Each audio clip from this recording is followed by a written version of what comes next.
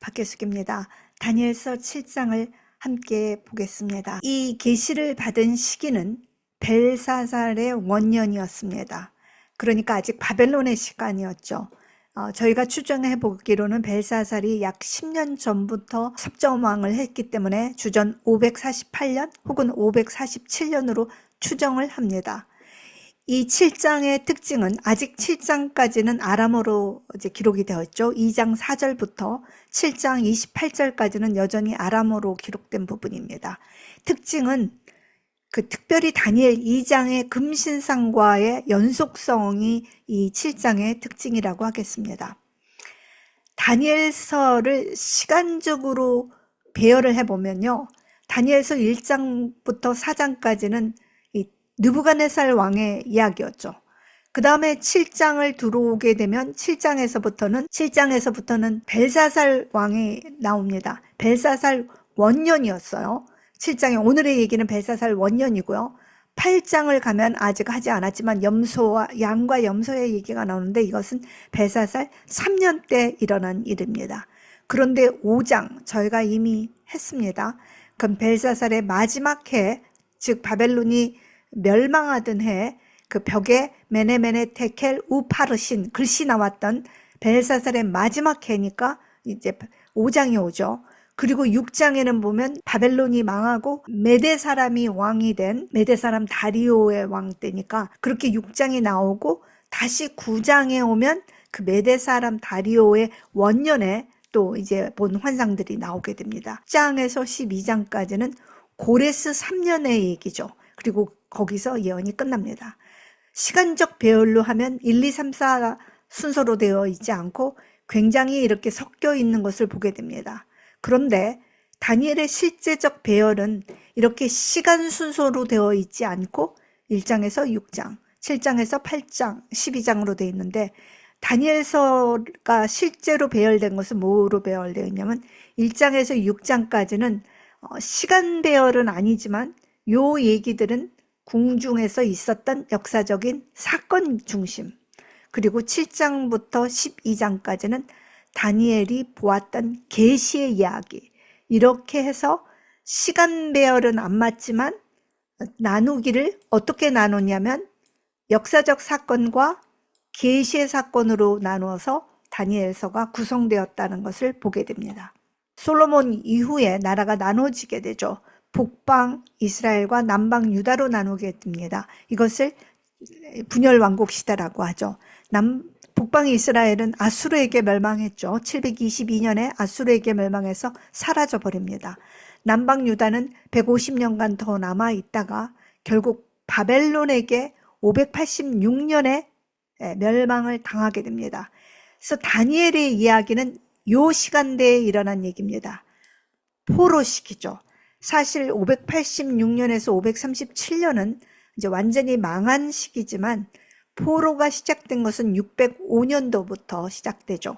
605년도부터 다니엘이 잡혀가서 1차 포로를 605년도부터 시작을 해서 이제 3차 포로가 586년이니까 요 기간 약 70년간 되는 이 포로 기간에 요 기간이 지금 다니엘서가 그 자리를 잡고 있는 기간이죠.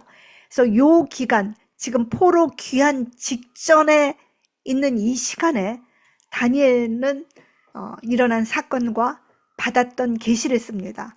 왜 이 시간이 그다지도 중요하냐 하면 이제 장차 그 이스라엘이 포로에서 귀환해서 그들이 이스라엘로 다시 돌아가서 예루살렘으로 돌아가서 나라를 다시 회복하고 그리고 거기에서 긴 세월 동안 거의 600년의 긴 시간들을 여기서 포로 귀환 시대로 보낼 거예요. 이 포로 귀환을 앞두고 있는 이 중요한 포로 시기의 그 말기에 다니엘은 하나님으로부터 놀라운 계시를 받게 됩니다. 이 계시는 단순히 자기 민족의 포로 귀환 내용뿐만 아니라 앞으로 올 모든 세계에 대한 중요한 메시지를 받게 되는 것이죠. 우리가 이스라엘의 포로 귀환 시대를 조금 더 자세히 볼 필요가 있습니다. 포로 귀환 시대가 정확하게 주전 537년에 고레스 왕 때 이제 돌아가게 되었죠. 그래서 언제 망하게 되냐면 AD 70년에 로마의 티투스 장군에 의해서, 그래서 이제 베스파시아누스가 이제 황제가 되는 그 시간을 따져보면 607년이라는 굉장히 긴 시간입니다. 통일 왕국 시대가 345년 정도밖에 안 되니까 훨씬 더 긴 기간을 왕이 없는 포로 귀환 시대로 보냈습니다. 그런데 포로 귀환 시대가 우리가 생각하는 것처럼 그렇게 만만하지 않았습니다. 그 600년이 포로를 약 70년간 보냈는데, 다니엘은 포로의 시간과 그리고 포로를 귀환을 앞둔 바로 요 처음 시작하는 요 부분에 다니엘서가 집중적으로 이제 조명을 하고 있어요. 그러면 포로 귀환 시대에는 돌아가서 어떤 일이 있었는가, 그것을 우리가 좀 이해할 필요가 있습니다. 돌아가서는 이제 바벨론은 망했기 때문에 귀환이 가능했죠. 새로 일어선 제국은 페르시아입니다. 페르시아 제국이 예루살렘으로 돌아가게 했어요. 돌아간 이스라엘 포로는 바사의 속국으로 남게 됩니다. 페르시아의 속국으로 205년간 있었어요. 그런데 알렉산더 대왕이, 여기가 헬라 시대죠. 알렉산더 대왕이 332년에 4만 명이 안 되는 작은 군을 가지고 쳐들어와서 다리오 3세의 100만의 대군을 무찌르죠. 알렉산더가 10년 만에 모든 그 페르시아와 그리스 전역, 지중해 전역에 있는 모든 나라를 차지하게 됩니다. 그런데 그가 빨리 죽게 되죠. 그래서 그 나라들이 갈라지게 됩니다. 어떻게 갈라지냐면, 먼저 애굽을 차지했던 프톨레미, 다 그리스 장군이에요. 프톨레마이오스 장군에 의해서 이스라엘의 이제 통치를 받게 됩니다. 즉 애굽에 의해서 통치를 받게 됩니다. 여러분 혼동하지 마셔야 돼요. 이 애굽이라는 것은 이집트가 아니라 이집트를 차지한 헬라의 프톨레마이오 나라입니다. 제국입니다. 그 헬라의 프톨레마이오 그 제국에 의해서 애굽에 의해서 131년간을 통치를 받게 됩니다. 330년부터 199년까지. 이때는 세금만 내면 됐어요. 그들이 뽑은 게 세리였습니다. 돈이 많은 관리들을 세리로 삼아서 원하는 세금만 받아들이면 이집트는 모든 이스라엘에게 자치권을 허락하고 그들의 종교에 대해서 전혀 간섭하지 않았기 때문에 이스라엘 사람들은 편안하게 세금만 내고 편안하게 살 수 있었습니다. 그런데 애굽이 셀레우쿠스 왕조인 시리아 왕조하고 전쟁을 몇 번 하는데요. 져요. 애굽이 지게 됩니다. 199년에 지지요. 198년에 져요. 지니까 그러자 이제는 유다의 모든 주권이 어디로 넘어가냐면 애굽의 프톨레마이오스 제국에서 시리아의 안티오쿠스, 즉 셀레우코스 왕조의 통치 아래로 들어가게 됩니다. 이 통치 기간이 이스라엘 전 역사의 1500년간의 이스라엘 고대 역사에 가장 치명적이고 가장 수치스러운 시간이 됩니다. 아예 나라가 망해서 성전이 부서진 게 아니고요. 성전 안에 제우스 신상이 들어서고 거기에 돼지 피로 성전을 더럽히는 치욕스러운 일이 벌어지죠. 그리고 율법을 폐하고 할례를 금하고 안식일과 모든 절기를 못 지키게 하는, 멸망에 가증한 것이 거룩한 것에 서는 끔찍한 일들이 벌어지게 됩니다. 결코 이스라엘 사람이라면 잊을 수 없는 일이 이때 벌어지게 됩니다. 55년 그 통치 기간에 특별히 특정하게 167년에서 164년 3년 반 42달 안에 그러한 치명적인 사건들이 벌어지죠. 그 다음에 그 사건이 너무 치명적이었기 때문에 가만히 잠자고 있던 지렁이도 밟으면 꿈틀하고 쥐도 몰리면 된다고 그들이 나라를 망하게 할 때는 참았는데, 종교적으로 그들에게 그 극심한 모독을 주자 하시딤, 경건한 사람이라고 하죠. 그 하시딤 무리가 일어나서 독립을 이룹니다. 그 독립운동을 마카비 독립운동이라고 하죠. 마카비 혁명. 마카비 혁명을 통해서 놀랍게도 607년간의 포로 귀환 시대에 약 80년간 독립을 하고 그때 왕가가 세워진 것이 하스몬 왕가입니다. 유감스럽게 다윗 왕조가 아니고 레위 지파의 하스몬 왕가가 80년간 생깁니다. 그런데 왕자의 난으로 나라가 망하죠. 결국은 로마 군인들이 쳐들어와서 모든 주권을 빼앗기게 되죠. 그리고 그 후로는 로마가 63년에 들어오죠. 63년에 로마의 장군이 들어와서 완전히 독립을 상실하고 그 후로는 로마령으로 로마의 속국으로 있다가 이 속국에 있을 때 메시아가 나시고 그리고 메시아가 나시고 돌아가시고 난 후에 결국 AD 70년에 이스라엘은 로마에 의해서 완전히 망하고 지구상에서 2000년간 사라져버려서 이제 완전히 끝나게 되죠. 그래서 우리가 일반적으로 알고 있었던 그 이스라엘의 포로 귀환 시대에 암흑 시대라고 부르는 이 시대에 아무 일도 없었던 것이 아니라 엄청나게 많은 일들이 있었던 것입니다. 바로 포로 시기 말기에 다니엘은 이러한 이스라엘이 일어날 모든 격변의 모든 일들에 대한 예언들을 받게 되는 겁니다. 특별히 7장은 두 부분으로 되어 있습니다. 1장부터 14장까지는 이제 계시를 봅니다. 그 다음에 15절부터 28절까지는 그 환상을 본 것에 대한 해석을 천사가 해주는 것입니다. 그때 해석을 해줘도 이해를 못하니까 이제 8장 9장에 이제 계속해서 연동되어서 설명이 나오죠. 계시의 구조를 한번 살펴보겠습니다. 첫 번째는 2절과 3절에는 네 짐승이 먼저 나옵니다. 그런데 특별히 4절에서 6절에는 첫 번째 짐승 사자와 같고 곰과 같고 표범과 같은 짐승에 대한 새 짐승에 대한 얘기를 합니다. 그리고 시에서는 10뿔을 가진 네 번째 짐승에 대한 설명을 하게 됩니다. 그리고 8절에 오면 작은 뿔에 대한 설명을 하게 됩니다. 그리고 이 D-는 다시 작은 뿔에 대한 설명을 하고요. C-에 오면 10뿔을 가진 네 번째 짐승에 대한 얘기를 다시 설명을 해줍니다. 그리고 이제 B에 오면은 B-는 처음에 나왔던 새 짐승에 대한 얘기가 어떻게 되느냐, 이 짐승들이 다 죽게 되는 얘기를 하게 됩니다. 이렇게 대칭으로 싹 나가요. 그런데 그 중에 가장 중요한 센터에 뭐가 오냐면 7장 9절 10절에 하늘문이 열리고 열린 하나님의 보좌가 보이는데 심판하시는 장면이 쫙 나오죠. 그래서 7장 계시의 핵심은 하나님의 열린 보좌와 심판하는 장면입니다. 이게 제일 중요한 거죠. 이런 짐승들, 작은 뿔들은 세상에서 일어날 우리가 직면한 현실은 다른 말로 하면 가시적 현실입니다.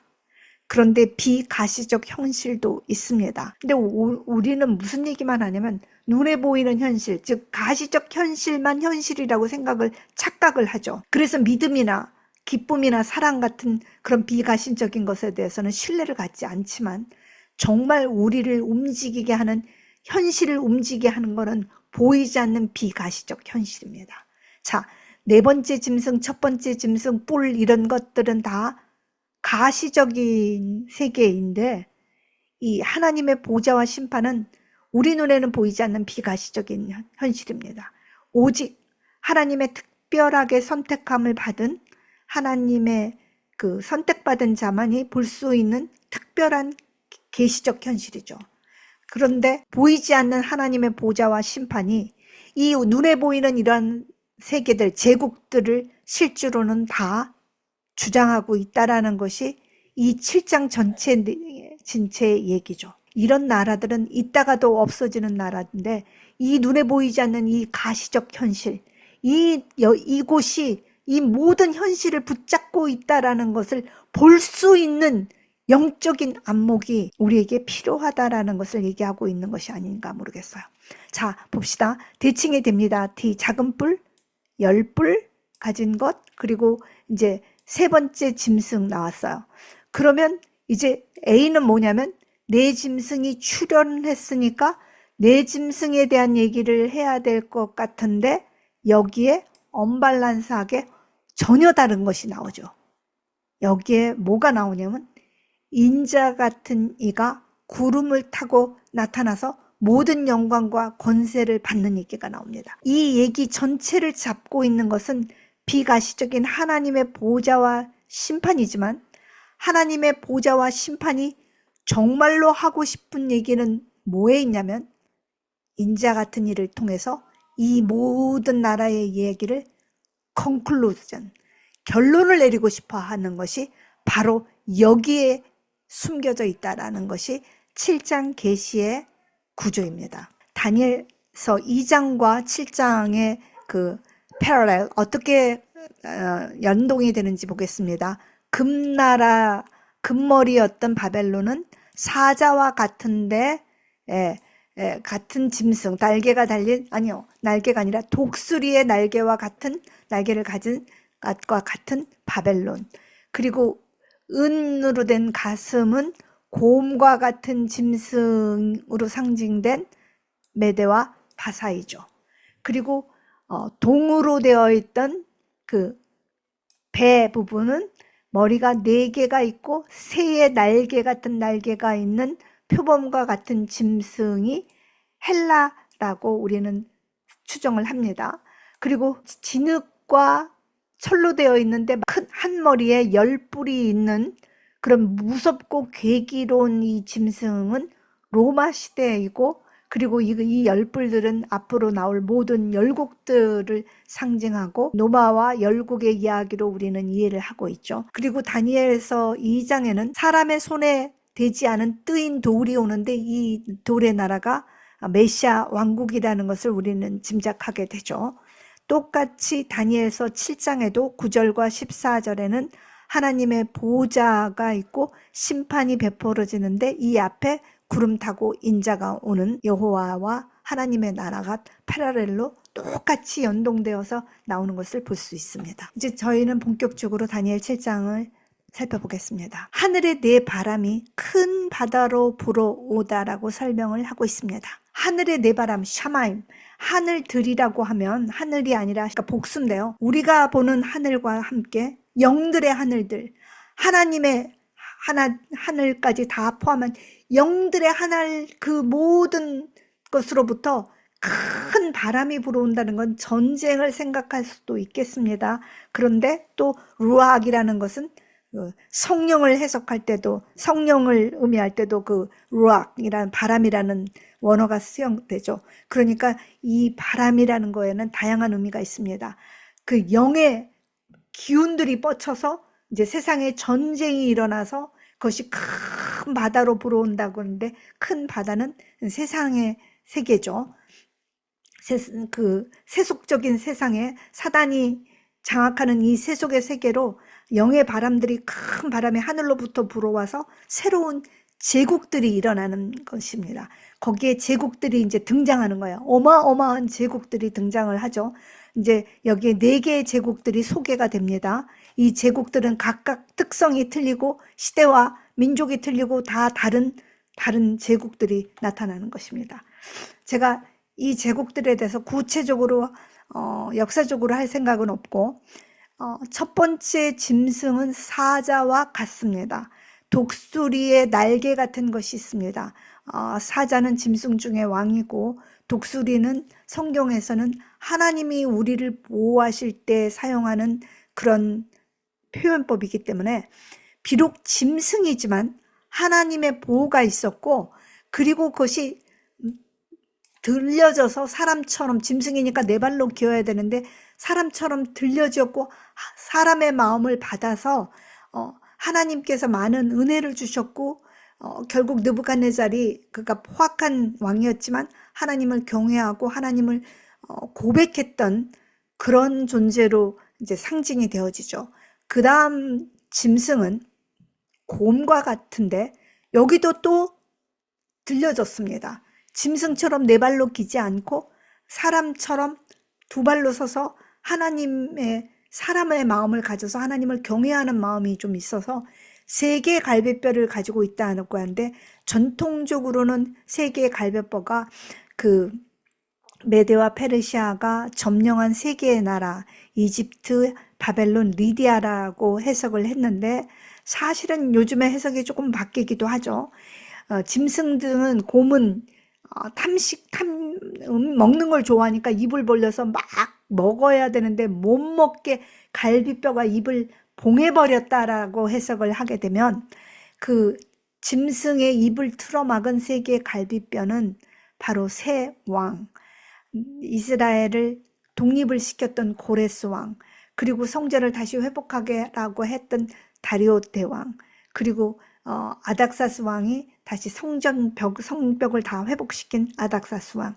이 바벨론의 페르시아의 이 세 왕은 유대에 굉장히 호의적이었고 성전을 건축하게 한 유명한 세 왕이었으니까 이 세 왕으로 표현될 수도 있고 혹은 점령했던 세 나라라고도 생각할 수 있겠습니다. 그런데도 불구하고 물고기를 많이 먹으라 하죠. 그래서 결국은 짐승이기 때문에 이스라엘 백성을 괴롭히고 먹을 수밖에 없는 짐승이었다라는 거.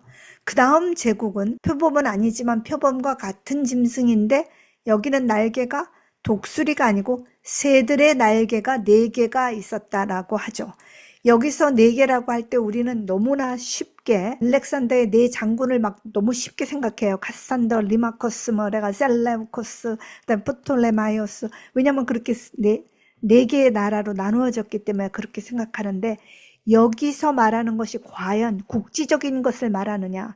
여기는 이 세 번째 짐승은 좀 특별해요. 네 방향이라는 것은 성소로부터 네 방향, 하늘 성소로부터 네 방향, 동쪽, 남쪽, 서쪽, 북쪽, 즉 이 세 번째 짐승에게만 독특하게 있는 것이 뭐냐면 권세를 주었다 그랬어요. 사실 이 사자나 곰이나 이 무시무시한 짐승에게 권세가 없으면 제국이 못 되죠. 다 하나님이 권세를 줘야지 제국이 되죠.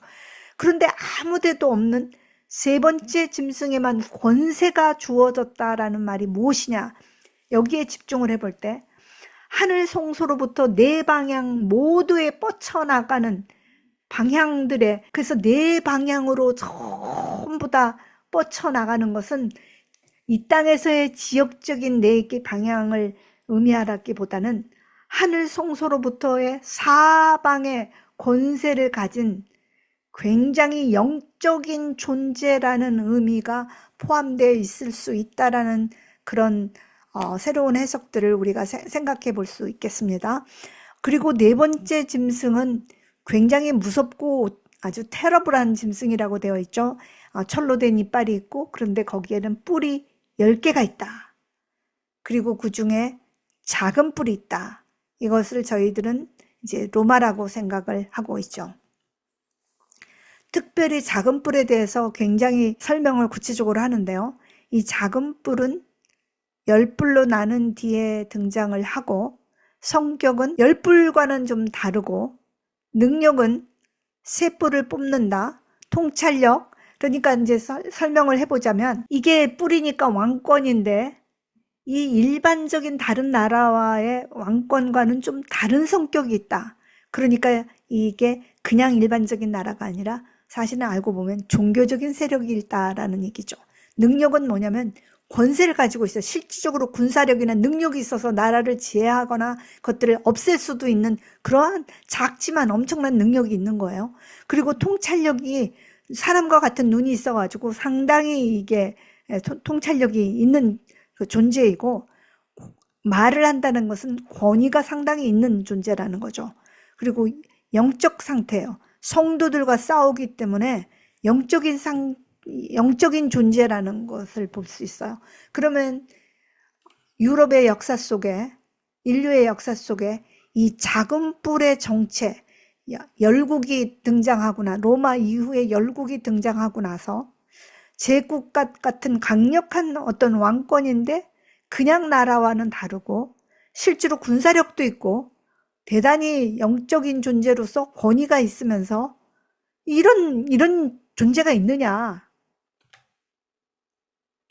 그런 존재는 고대 중세기에 있었던 법왕권, 캐톨릭 법왕권밖에는 없다라는 것이 역사적으로 우리가 해석할 수 있는 한계죠. 그래서 작은 뿔에 대한 계시를 더 자세히 살펴보면 활동 기간이 한때와 두 때와 반 때. 이것이 지금까지의 해석입니다. 그러니까 1260년 42달 3년 반의 기간이라고 하죠. 우리는 이것이 538년 유스티니아누스 황제가 동로마로 가면서 서로마의 게르만족들을 견제하기 위해서 5개의 교구가 있었거든요. 그 당대에 5개의 기독교 교구, 예루살렘의 교구가 있었고, 알렉산드리아의 교구가 있었고, 안디옥 교회 교구가 있었고, 콘스탄티노플의 교구가 있었고, 로마의 교구.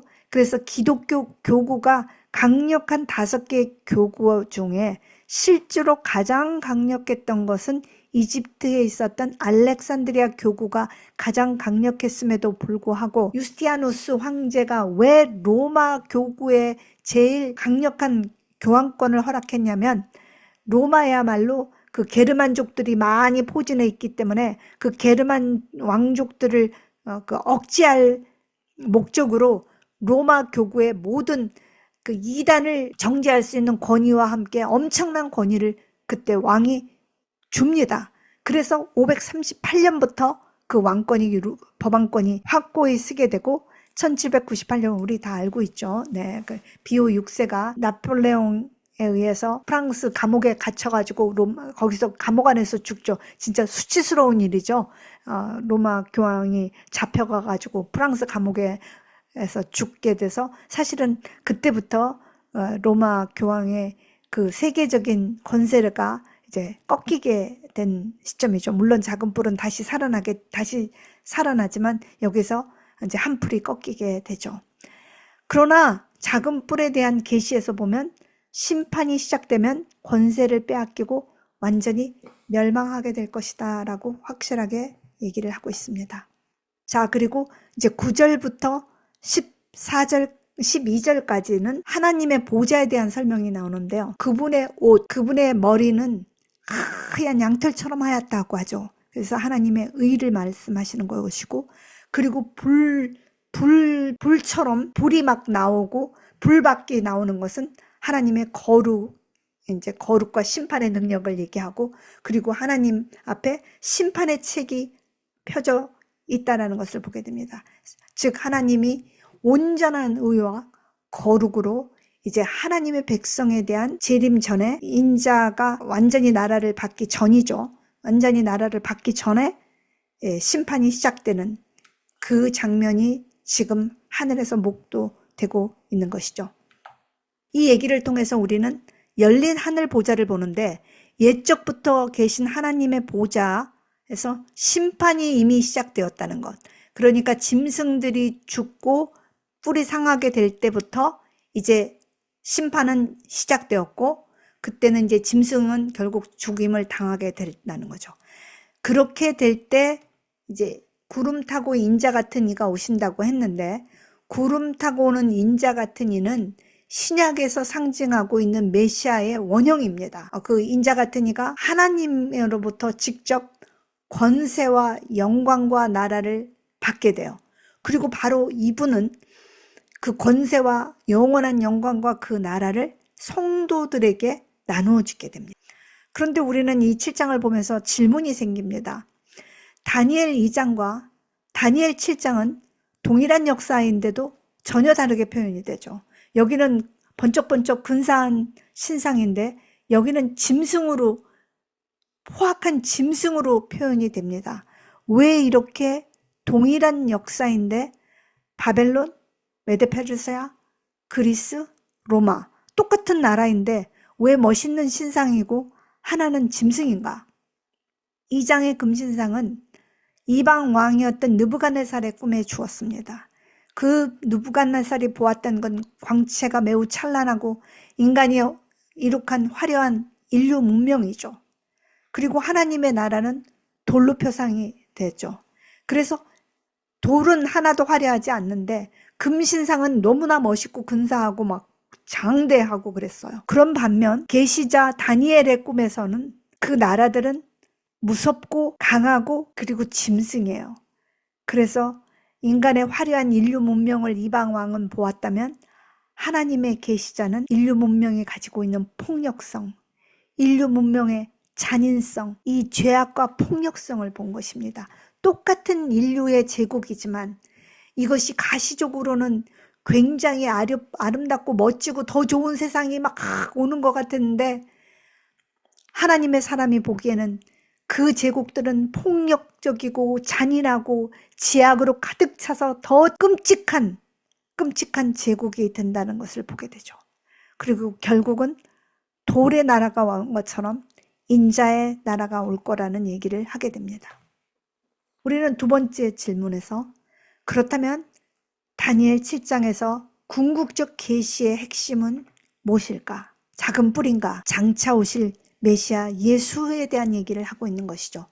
구름 타고 오시는 인자는 마태복음이나 누가복음에서 본 것처럼 신약의 메시아의 원형입니다.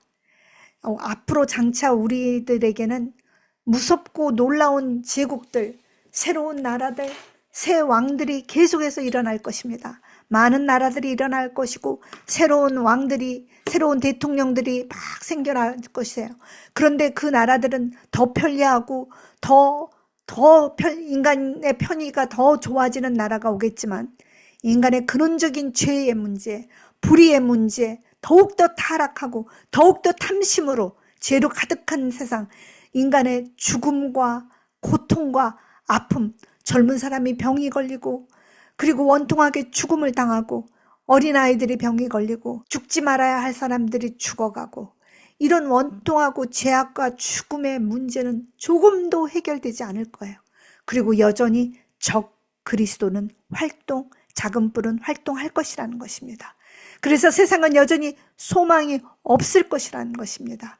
어떠한 나라가 오고 어떠한 제국, 아무리 살기 좋은 어떤 나라에 가도 결국은 타락과 죄와 말할 수 없는 죄로 가득한 세상이 여전히 펼쳐질 것이고, 우리는 여전히 소망 없는 세상을 살게 될 것이라는 거예요.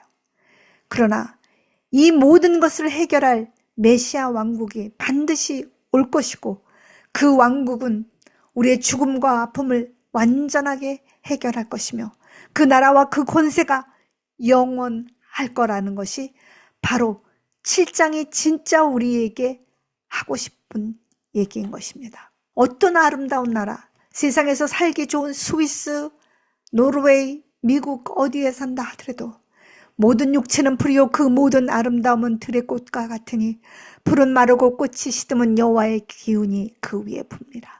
그 어떤 아름다웠던 바벨론도, 로마의 그 아름다웠던 원형 경기장도 다 꽃이 마르고 풀이 시든 것처럼 지나가고, 우리들의 어떤 아름다움 그것들도 다 풀이 마르고 꽃이 시듬 같이 우리의 인생도 이렇게 될 것입니다.